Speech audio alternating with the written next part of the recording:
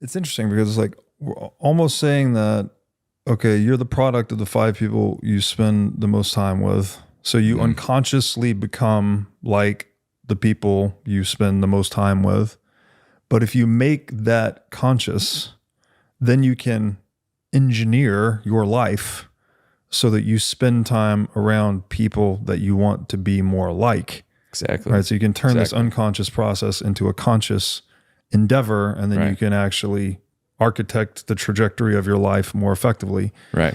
The Carl Jung quote, paraphrasing, until you make the unconscious conscious, then it will continue to direct your life and you will call it fate. So it's like you can actually turn fate into something that you are in more control of. Obviously, you never control everything, but this is one of the most important ways, I think, to actually change yourself, right? Is to change your surroundings. And so therefore, community, right? It's just, well, what community are you plugged into? Because you're not only contributing to that community, but that community is contributing to you. Right. And I like, I got this from Vervaeke, but he was decomposing the word community into common unity. And it's really, this is the human superpowers that we can organize ourselves under these symbolic canopies and point all of ourselves towards one aim, right? So the point of comparison would be like a group of chimps. You know, a chimp troop might be a few hundred strong, but you can unite 100,000 people under a flag, or in the case of the United States, 330 million apes united under one flag, the flag of the United States. So the fact that we can organize ourselves under symbols gives us this capacity to cooperate in large numbers that puts us at the top of the food chain, basically. This is the human superpower. But when I think about that, these points of common unity, obviously there's many of them. There's been many throughout history. I don't think any of them have been universal, right? Even today, we mentioned the United States. Well, there's also 190 plus other nation states that you may be a part of. Right. They each have their own currency. Those are different symbolic structures people organize beneath. Different languages are spoken, different cultural norms. But Bitcoin is kind of interesting here in that I think it might be the first actual global universal point of common unity, that we're all just going to eventually accept this thing. Like the internet. I guess maybe the internet would be a good analogy. The internet's pretty much eaten the world at this point. I don't know, not the whole world. Well, there's 8+ billion people on Earth, and there's like 5.5 billion internet users. So it's almost eaten the world, not entirely. But that it's to the extent you consider the internet to be a point of unity. It's like a place where people all gather, or a thing that people all use. It has become a rather universal or global point of common unity. So therefore, there is a global internet community. Do you think Bitcoin could follow that same path, like becoming the global community? And then what are the implications of that? Yeah. So I think that the way I describe it is kind of going to, I like to bring up Robert Pirsig and the art Zen and the Art of Motorcycle Maintenance, and Leela, right? Yeah, you turned me on to Leela. Yeah. And what he talks about in that book is in Zen and the Art of Motorcycle Maintenance is this idea of quality, right?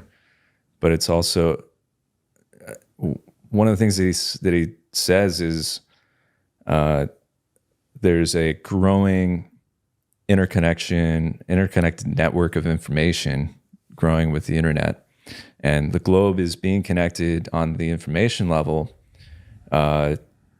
more like faster and faster, so that like what is new is becoming basically the most important thing. Because immediate transfer of information across the globe is paramount. It is possible.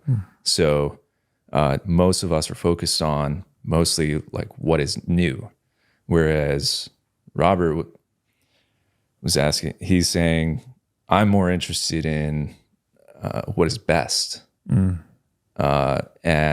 that's the question that I'm asking.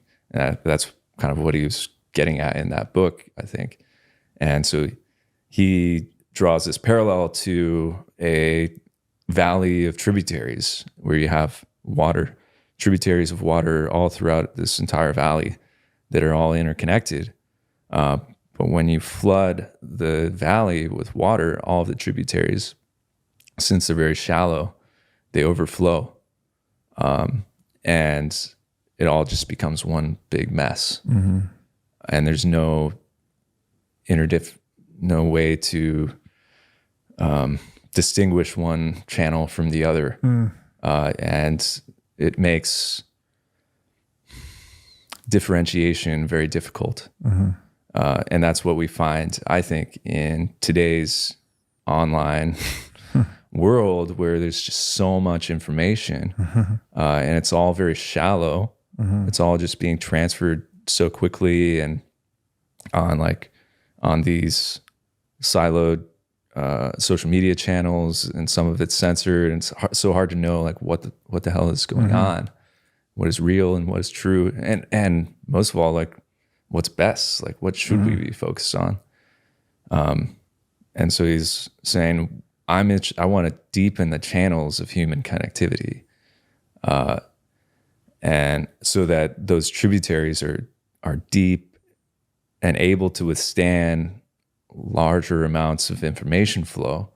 And I think that's what I think Bitcoin is doing for humanity, where we have the internet connecting us on an information level.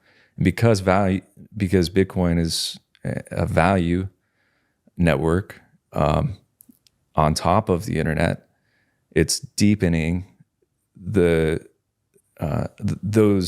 connected channels, so that we can see and direct proper value flow through the information, and that's helping us to distinguish what's actually best to focus on, is like, where is the value going?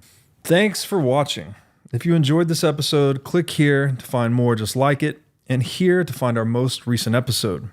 Also, make sure to like this video to help shine light on the corruption of money, and be sure to subscribe to this channel to stay connected.